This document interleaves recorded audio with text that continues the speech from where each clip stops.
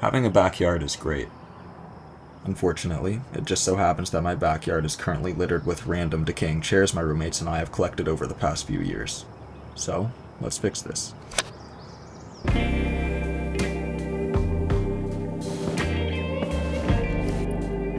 To build this picnic table, you are going to need a saw, a drill, a wrench, a variety of drill bits suited to the bolts and screws you purchase, 9 2x6x8s, 3 2x6x10s, 3 2x4x8s, 16 3/8 inch thick, 3.5 inch long carriage bolts with washers and nuts to fit them, about 72.5 inch deck screws, and about 53 inch deck screws.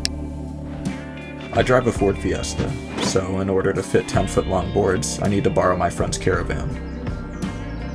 Once you've acquired a large enough vehicle, head to the department store and buy the materials mentioned earlier.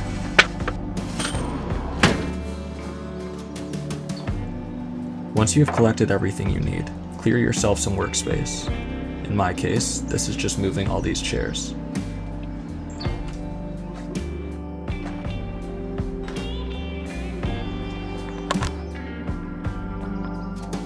Start by laying out one of your 2x4x8s on the ground and measuring out 3 28-inch long sections.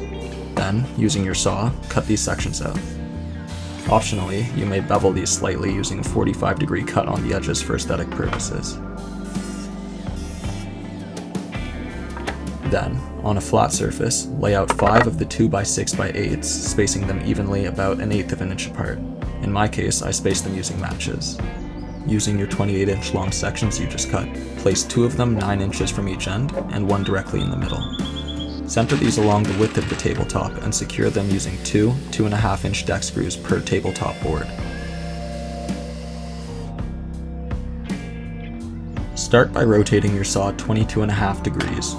From a 2x6x10, cut the very end of it off on this 22.5 degree angle. Then, measure 31 inches from the long point of the previous angle and make another 22.5 degree angle cut parallel to the first. Make a total of 4 boards like this from the 2x6x10s. Grab another one of your 2x4x8s and cut out 2 pieces 28 inches long. These will be the tabletop supports. Optionally, you may rotate your saw 45 degrees and cut off 2 corners from each board, again for aesthetic purposes. On the top edge of the 2x4s you just cut, make a mark 4 inches from each end. Place the legs on the piece like this, lining the top outside corners with the 4-inch markings you just made, and secure them somewhere on the edges with 2 2.5 inch deck screws per leg. Repeat this again for the other set of legs. From a 2x6x10, cut it exactly in half, creating 2 5-foot long pieces.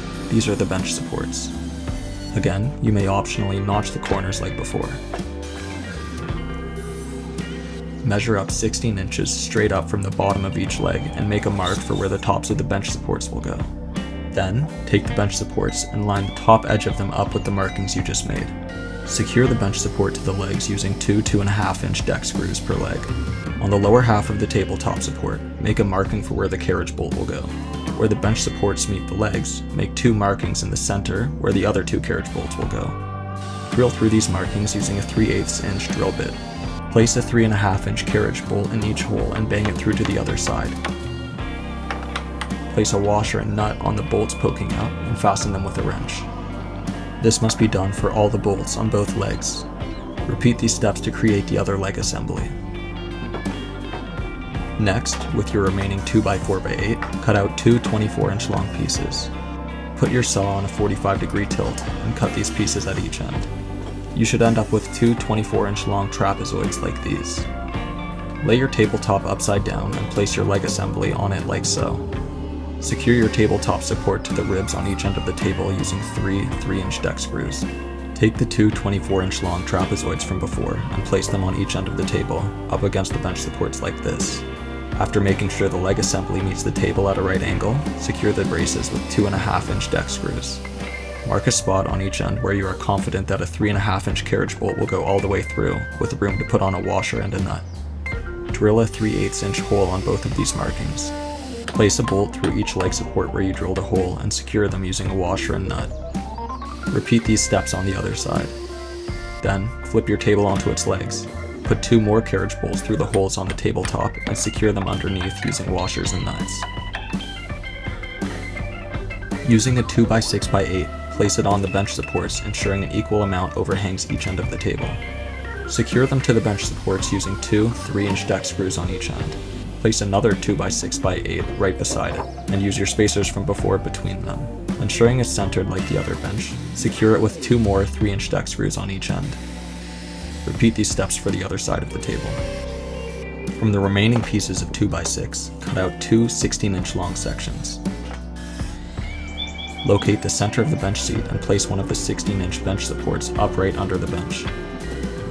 Attach the bench seat support to the bench seat boards using two 3-inch deck screws. Then, from the remaining 2x4 pieces, cut 4 seat braces the same width as your bench. Optionally, you may cut the ends of them at 45-degree angles to make them less obvious.